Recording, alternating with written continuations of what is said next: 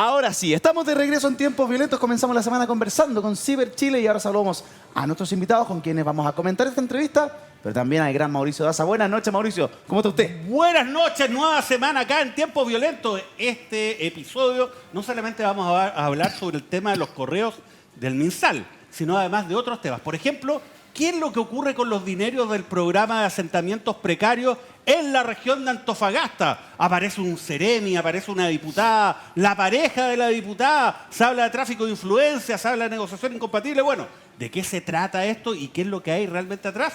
De eso y mucho más esta noche acá en Tiempos Violentos. En una historia que involucra además 426 millones de pesos, ni más ni menos. Si no fuera poco.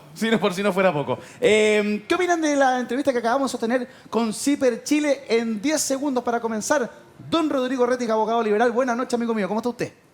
Muy buenas noches, gracias por la invitación. Bueno, me parece que es importante hacerse socio de Ciber Chile. Hago el llamado a hacer un periodismo investigativo muy bueno y considerar de que el MinSal se denegó a entregar esos correos y tuvo que el Poder Judicial señalárselo obligatoriamente. Sí, pues, parte importante de lo que comentábamos con Nico Sepúlveda. Saludamos a la secretaria general de la Democracia Cristiana, Cecilia Valdés, a quien le preguntamos en 10 segundos qué le pareció esta conversación. Cecilia. Hola, buenas tardes. Bueno, bien complejo las cifras que entregó el MinSal. Esa manipulación de las cifras es un delito finalmente. Es un delito finalmente la manipulación de la cifra. ¿Y qué piensa Ronald van der Vet, asesor de la reforma a Carabineros, que nos acompaña, abogado también de profesión? Buenas noches, Ronald. 10 segundos para ti. Muy buenas noches. Acá, más que en si es delito o no delito, hay que enfocarse en la solución. En una ley de interoperabilidad y gobernanza digital y en un centro de fusión de datos. Esto le va a pasar a este gobierno y al anterior y va a seguir pasando si no hacemos algo ahora. Pero no es relevante si es delito o no es delito lo que ocurrió. Es que eso le corresponde a los tribunales de justicia determinarlo y al Ministerio Público. Yo no voy a hacer una afirmación de un reportaje periodístico. Cecilia, de todo lo que nos comentó Nicolás Sepúlveda de Ciber y que traen hoy, que usted puede revisar también en Ciber Chile, ¿qué es lo más grave? Está en la lista de las cifras, está la lista de la cloroquina y también está la lista de los certificados de defunción rehechos o anulados y reemitidos. ¿Qué es lo más grave de sus ojos? Bueno, yo creo que todo constituye una gravedad. Uno, porque se manipula una información que debiera ser de conocimiento público para los funcionarios, debiera tener una transparencia reconocida por todo el mundo, lo que es sobre todo en casos de muerte, porque en casos de fallecimiento uno como ciudadano tiene que saber la gravedad de una pandemia como fue este caso. Y lo otro que me preguntaste fue lo de cloroquina y los certificados de defunción. Lo de certificados de defunción es muy delicado. O sea, aquí había una instrucción, además por salud pública, que no se cumplió y se hizo un negocio con eso. Se hizo finalmente un negocio. Yo creo que todo esto constituye una gravedad indiscutida, el falseamiento de información, de instrumento público, además como los certificados de defunción, es algo que no se puede dejar pasar. Y lo que más grave es que no se haya entregado la información en los tiempos adecuados del Ministerio de Salud. Ahí yo creo que hay una lista importante. Hay una resistencia ahí por transparentar a los ciudadanos la información que es pública finalmente. Uno puede entender que, claro, existe la privacidad del paciente, pero que es un tema sensible, que está en plena pandemia, que es muy delicado. Sin embargo, una democracia sana, Rodrigo Rettig, debiese tener todas las herramientas para poder transportar la información de manera rápida, fluida, transparente a la ciudadanía para evitar suspicacias, para evitar mayores problemas. Esto de que la información haya sido solicitada en 2020 y recién aparezca a mediados del año 2022 es una cosa que es bien opaca. Sí. ¿Qué piensas tú? Lo que subyace a lo que estás preguntando, Eduardo, me parece que es el rol que tiene la transparencia en la gestión y ejecución de una democracia. Y a mi modo de ver, la transparencia debe ser una virtud cardinal que cruce a todo el aparato estatal en el contexto de solicitudes de información de transparencia, que fue lo que solicitó Ciber, y que solo pudo obtener una vez que el Poder Judicial determinó a través de un fallo de la Corte de Apelaciones que el Ministerio de Salud debía entregar esa información. Entonces la pregunta que aparece, y evidente, y natural y obvia, es por qué el Ministerio de Salud estuvo oponiéndose durante largos meses y años para no entregar esa información.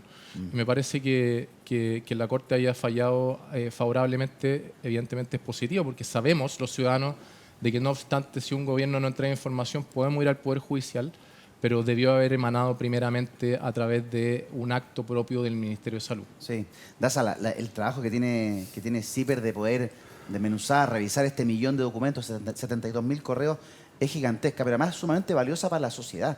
Tenemos que saber realmente qué fue lo que pasó, cuál fue el alcance del manejo de la pandemia. Muchísimo se aplaude la gestión de la pandemia del gobierno pasado, ¿cierto? De que se hizo bien, que se adelantó, que hubo camas, que hubo ventiladores. Sin embargo, hay un trasfondo, a partir de lo que aparece en estos correos, que es bien extraño, debatible, si tú quieres. Bueno, claro que hay un trasfondo. Yo desde ya les señalo que yo fui abogado querellante en esta causa, donde se están investigando delitos de fraude al fisco, de falsificación de instrumento público, entre otras conductas, ¿no? Y no todo solamente tiene que ver con la entrega de información eventualmente falsa, a sabiendo, estando en condiciones de saber que lo era, por parte de la autoridad respecto de cuál era la cifra de personas contagiadas y sobre todo fallecidas, ¿no? Sino también se vincula con lo que se relaciona a las residencias sanitarias y, por ejemplo, ¿no? Un contrato emblemático, el de espacio de riesgo, ¿no? Entre otras conductas. Nosotros en ese contexto le solicitamos a la Fiscalía que requiriera los correos electrónicos y la Fiscalía realizó una incautación en el Ministerio de Salud. Pero fíjense, en ese momento hubo una negativa por parte del personal del Ministerio de Salud a la diligencia que estaba haciendo la Policía de Investigaciones. Y hay una norma que establece esto, ¿no? La posibilidad de que cuando se realizan estas diligencias en recintos de carácter público, donde existe información reservada o que tenga el carácter de tal desde ya, la persona a cargo se pueda negar y en este sentido se le comunica al fiscal a cargo de la causa esta negativa y tiene que ser basada, ojo, en afectación a la seguridad nacional. Y eso es lo que ocurre en este caso. El ministro París le informó a la Fiscalía que estaba llevando esta causa de que se iban a negar. Ahora, el fiscal regional tiene la posibilidad de insistir ante la Corte Suprema. Y se insistió ante la Corte Suprema. Y esto se litigó, ¿no? Intensamente porque el Ministerio de Salud no quería entregar estos antecedentes. Y finalmente se llegó a una solución bastante singular para los efectos de que la PDI efectivamente tuviera acceso a estos correos. Esta es otra arista, la arista penal, ¿no? Porque CIPER solicitó esto por la ley de transparencia, ¿no? Y ellos lo requirieron, digamos, y eso llevó otra vía.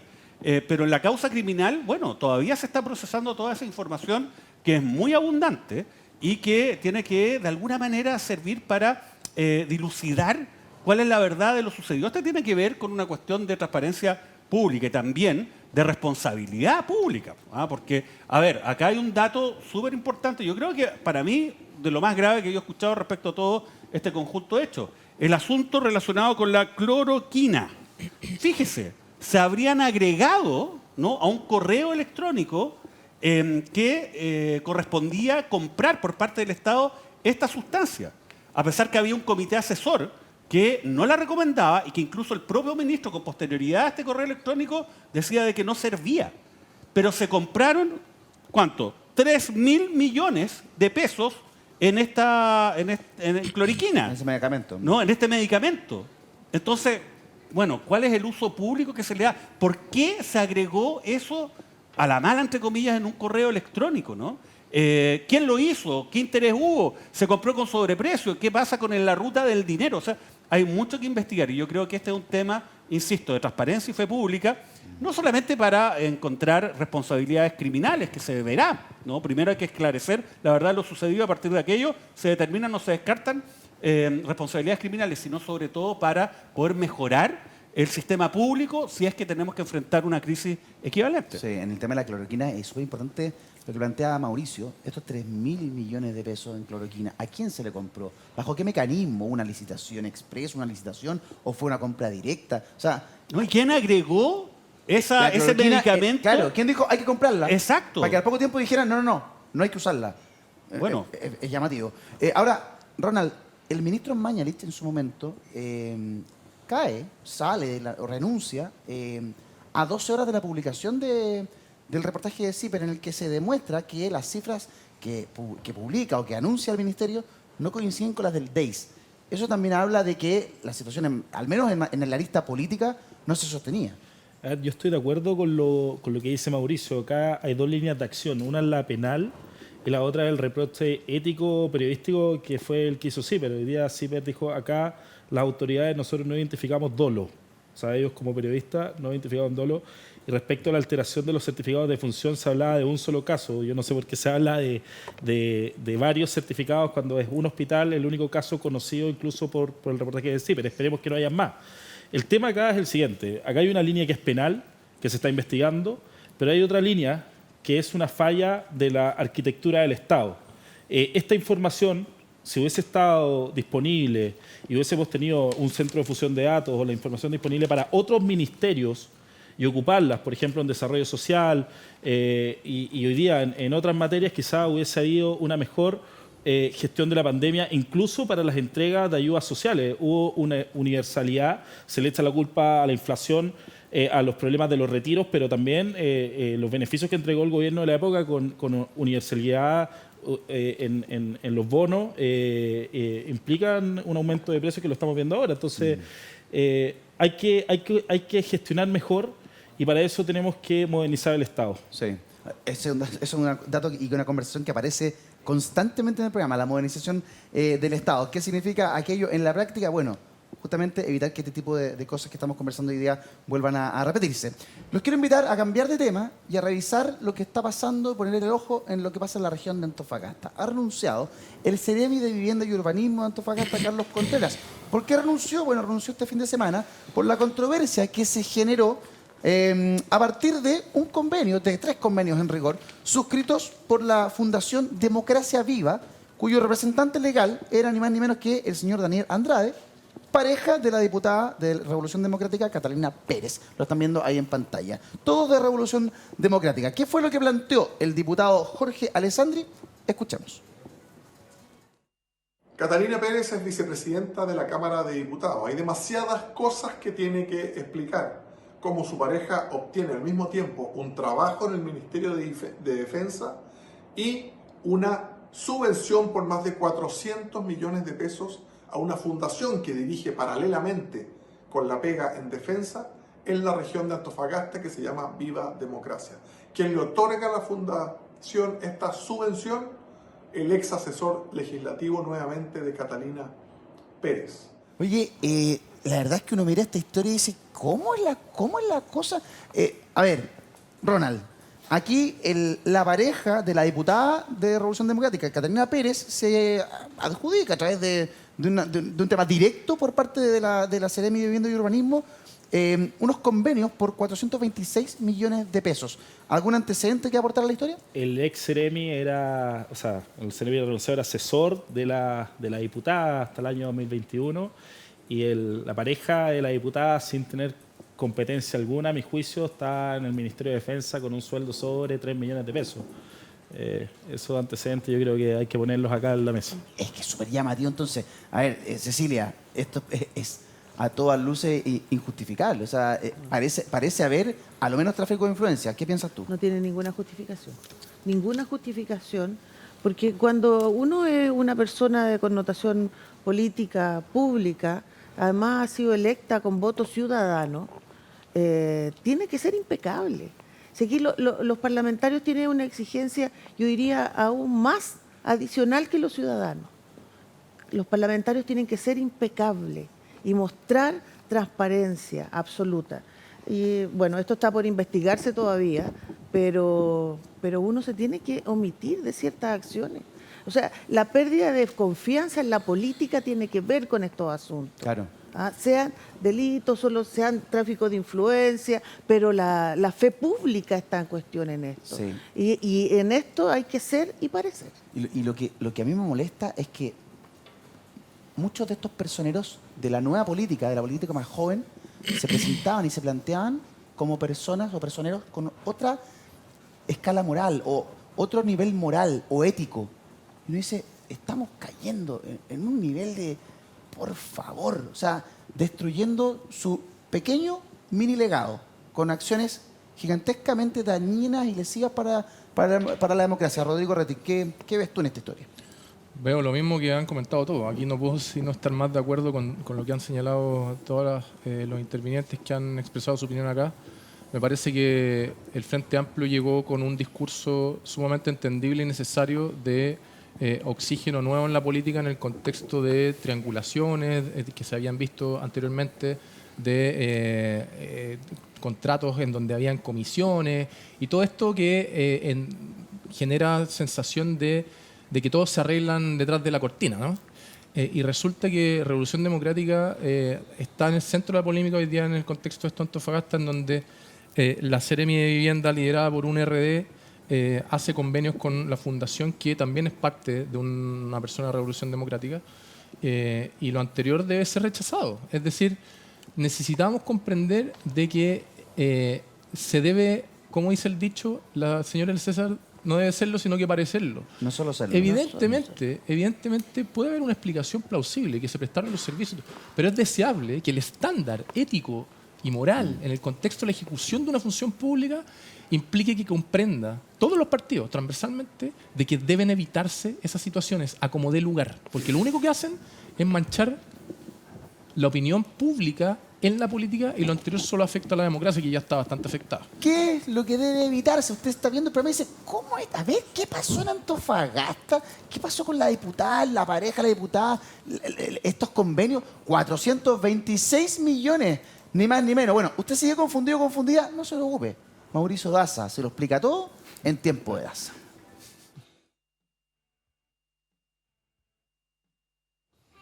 Bueno, ahora vamos a analizar qué es lo que está ocurriendo en la región de Antofagasta. Platas van, platas vienen, hay diputadas, parejas, ex asesores. Bueno, pongamos la pelota sobre el piso y analicemos. Mire, ¿qué es lo que pasa?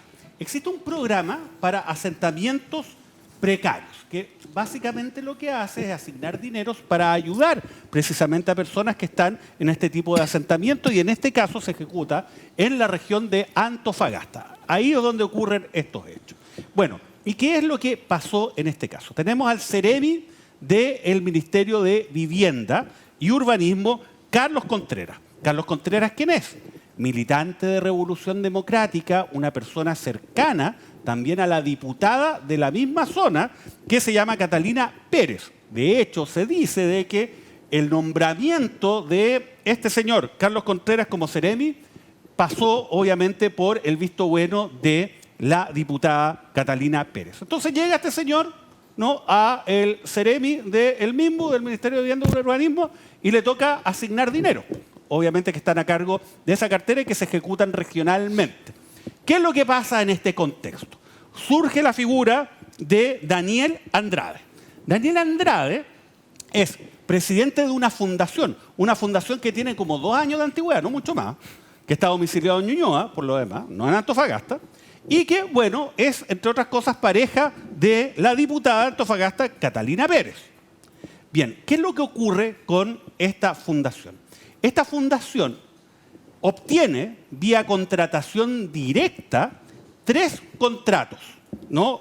Los 2 primeros en octubre del año 2022 y el último en diciembre del año 2022. 3 contratos. Estos 3 contratos suman un monto de 426 millones de pesos que tiene que ser ejecutado por esta fundación, insisto.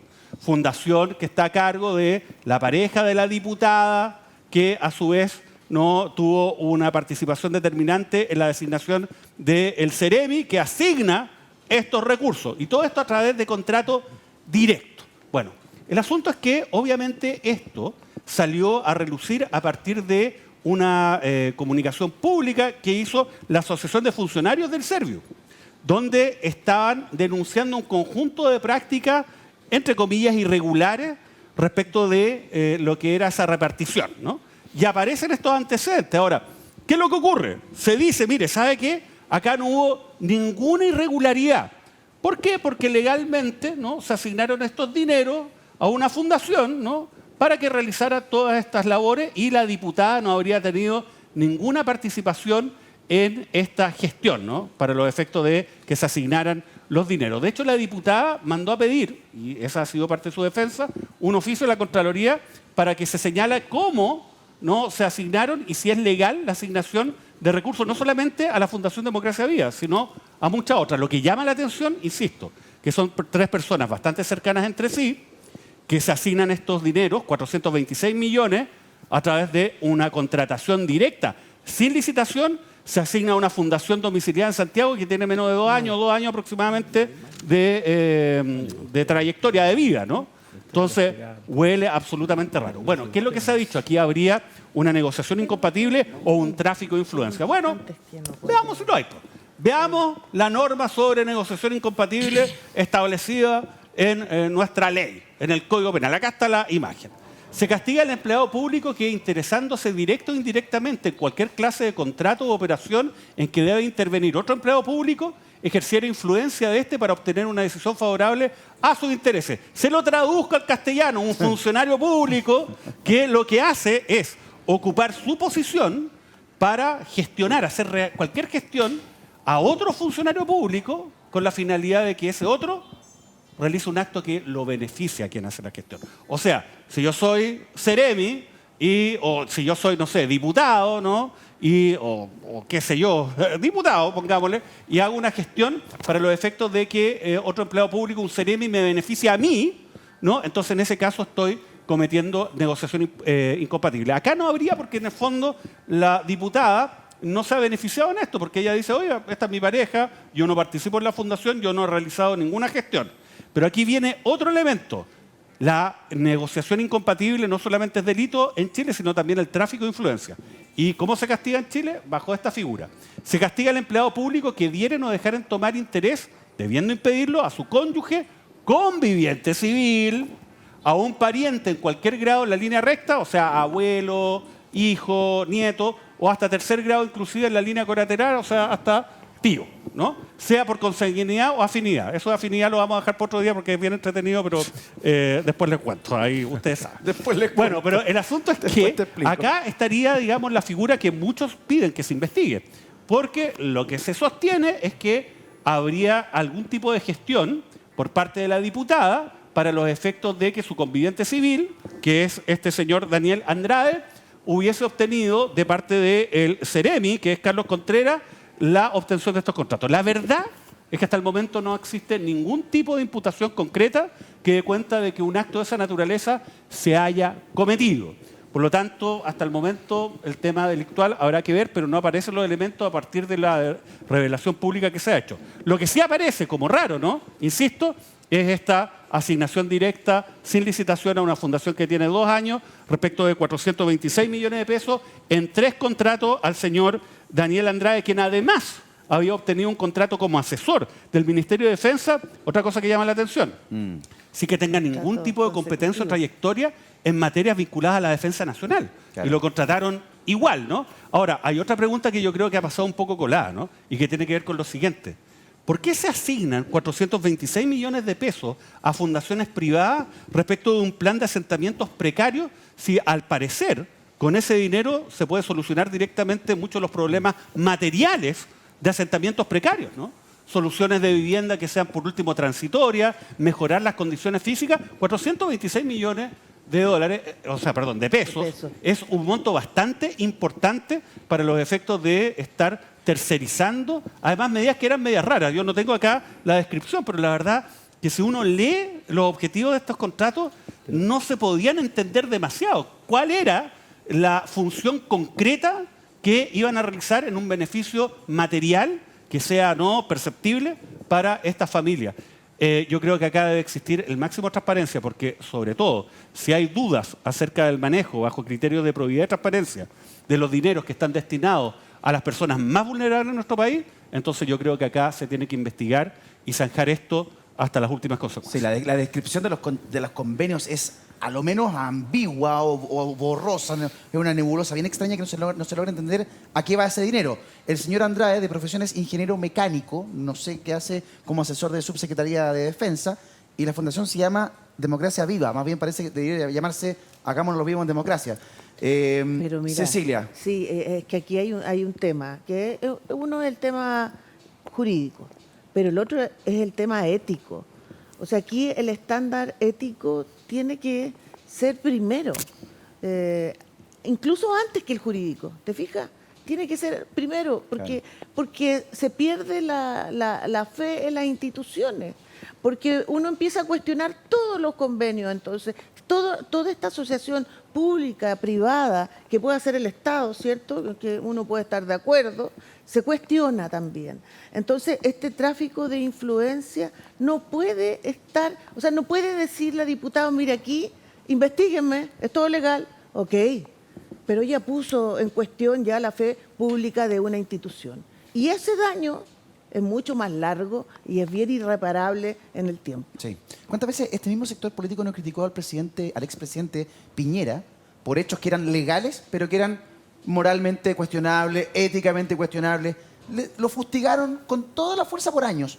Y hoy día cometer este tipo de actos no es prácticamente lo mismo, Rodrigo Ratti. Sí, estoy de acuerdo. Y yo quiero citar algo que está haciendo muy bien la empresa privada en el contexto de algo que se llama cumplimiento o compliance, en donde se busca que las empresas lleguen a una cultura que se llama cultura de integridad, que la cultura de integridad excede el comportamiento legal.